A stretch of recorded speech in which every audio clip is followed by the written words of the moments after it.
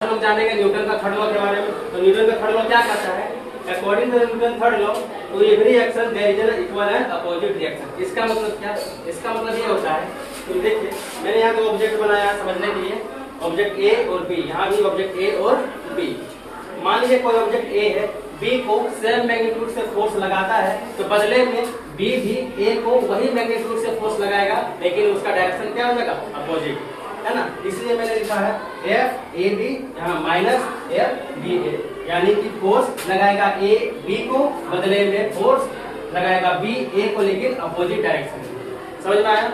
जैसे कि देखिए इसका बहुत सारा एग्जांपल है, जैसे कि रॉकेट लॉन्च होता है या फिर स्विमिंग करते हैं लोग। तो देखिए रॉकेट जब लॉन्च होता है तो रॉकेट का जब फ्यूल यहाँ से जलता है, रॉकेट का जब यहाँ से फ्यूल जलता है ना, तो बहुत ही तेजी से बहुत ही स्पीड से नीचे की ओर गैस मारता है।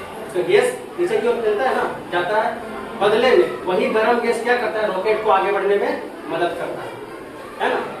और आसानी समझने के लिए समझो, तुम किसी को एक थप्पड़ मारो, बदले में वही उसको वो भी तुमको एक थप्पड़ मार देगा कस के। यानी कि देखिए यदि हम इसको दीवार को मारेंगे, है ना, तो दीवार भी अपोजिट डायरेक्शन में फोर्स लगा रहा है, तभी हमको चोट लग रहा है ना। यदि हम अपना सर किसी का सर ऊपर बजाड़ेंगे तो हमको भी चोट लगेगा, उसको भी चोट लगेगा कि नहीं? दोनों को चोट लगता है ना। एक आदमी को तो चोट नहीं लगता है, क्योंकि वो भी तुम पे फोर्स लगा रहा है, लेकिन अपोजिट डायरेक्शन। जैसे देखिए हम लोग स्विमिंग करते हैं, स्विमिंग जब करते हैं ना, स्विमिंग करते तो क्या होता है? पानी को ऐसे हम लोग हटाते हैं, पानी को हटाते हैं ना, बदले में इधर से बैकवर्ड डायरेक्शन से फोर्स लगता है और हम लोग आगे बढ़ते हैं। पानी भी फोर्स लगाता है, आगे हम लोग बढ़ पाते हैं। समझ में आया?